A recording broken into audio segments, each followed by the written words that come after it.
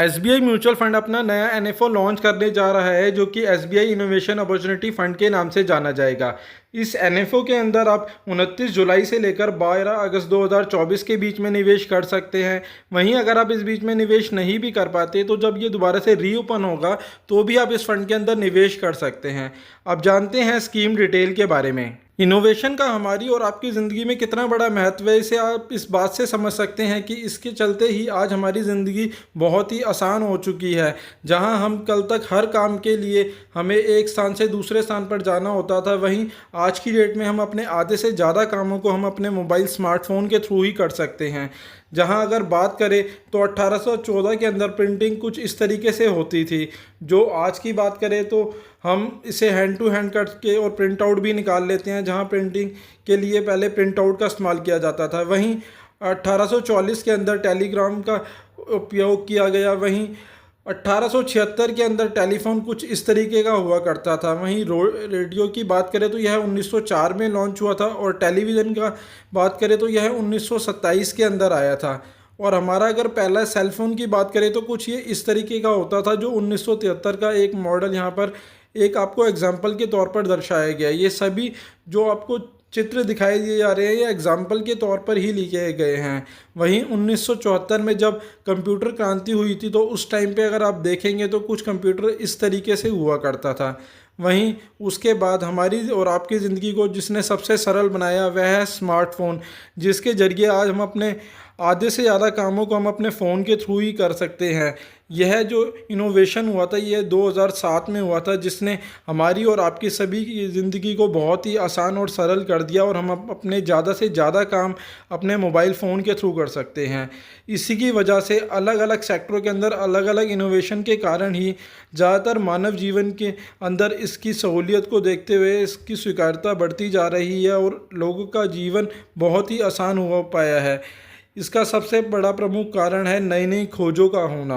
Innovation ही basically एक ऐसा sector है जिसने हर एक सेक्टर के अंदर क्रांतिकारी बदलाव किए हैं, जिसकी वजह से आज मानव जीवन को बहुत ही सहूलियतें प्राप्त हैं।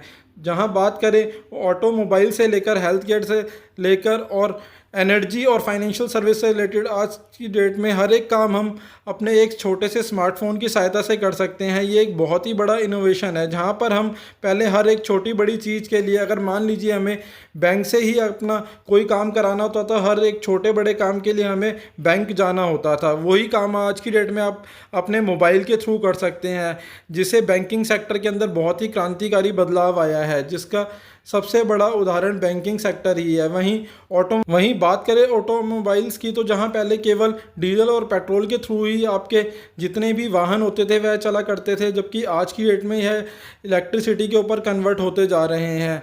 वहीं एनर्जी के भी नए नए सोर्स हमारे सामने आते जा रहे हैं, जहां केवल पहले आप ऑयल और लिथियम गैस वगैरह या इन तरीके के प्रोडक्टों से ही हमारी एनर्जी की ज़रूरतें पूरी होती थी। वहीं आज की डेट में सोलर एनर्जी और विंग एनर्जी से रिलेटेड इस तरीके के इनोवेशन के कारण हमारी एनर्जी की मांग बढ़ी है, जिसे पूरा करने के लिए अदर सोर्स के ऊपर भी शिफ्ट हो जा रहा है।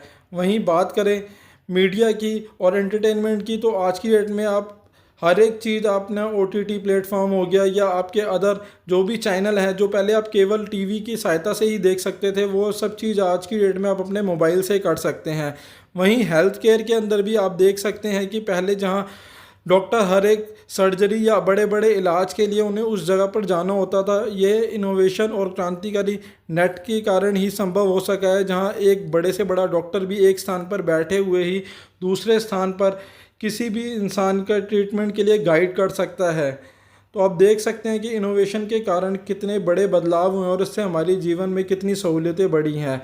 इसी वजह से इस सेक्टर का आगे भी कंटिन्यू ग्रोथ में बने रहने की बहुत बड़ी संभावना है। बात करें स्कीम डिटेल की तो यह एसबीआई इनोवेटिव अपॉर्चुनिटी फंड के नाम से जाना जाएगा। इस फंड के अंदर आप 29 जुलाई से लेकर 12 अगस्त 2024 के बीच में निवेश कर सकते हैं। वहीं बात करें कैटेगरी की तो यह एक थीमेटिक कैटेगरी का फंड है, तो उसके अंदर हाई रिस्क और हाई रिटर्न रहने वाला है। तो इन्वेस्टमेंट करने से पहले एक बार अपने फाइनेंशियल एडवाइज़र से सलाह जरूर ले लें और अपने रिस्क को समझने के बाद ही इन्वेस्टमेंट का कोई भी फैसला करें। वहीं बात करें फंड मैनेजर की तो उसके फंड मैनेजर मिस्टर प्रसाद हैं। वहीं बात करें इसके बेंचमार्क की, तो उसका benchmark Nifty 500 total return index का होने वाला है। वहीं बात करें इसके अंदर इन्वेस्टमेंट की, तो लमसम के केस में आप इसमें 5,000 रुपये से निवेश की शुरुआत कर सकते हैं और एसआईपी के केस में आप सिर्फ 500 रुपये से अपने निवेश की शुरुआत कर सकते हैं। बात करें इस फंड पे लगने वाले एग्जिट लोड की, तो यदि आप अपने पैसे को 1 साल से पहले विड्रॉ करते हैं तो उस पर 1% का एग्जिट लोड लगेगा और 1 साल के बाद विड्रॉ करेंगे तो उस पर किसी प्रकार का कोई एग्जिट लोड नहीं है। बट यह थीमेटिक कैटेगरी का फंड है तो उसके अंदर हाई रिस्क और हाई रिटर्न की पॉलिसी काम करने वाली है। तो आप अगर बिगनर इन्वेस्टर हैं तो कृपया इससे दूरी ही बना के चले, और अगर आप मैच्योर इन्वेस्टर हैं तो अपने पोर्टफोलियो का कुछ हिस्सा इसके अंदर इन्वेस्टमेंट कर सकते हैं। बट इन्वेस्टमेंट करने से पहले एक बार अपने फाइनेंशियल एडवाइज़र से सलाह ज़रूर ले लें।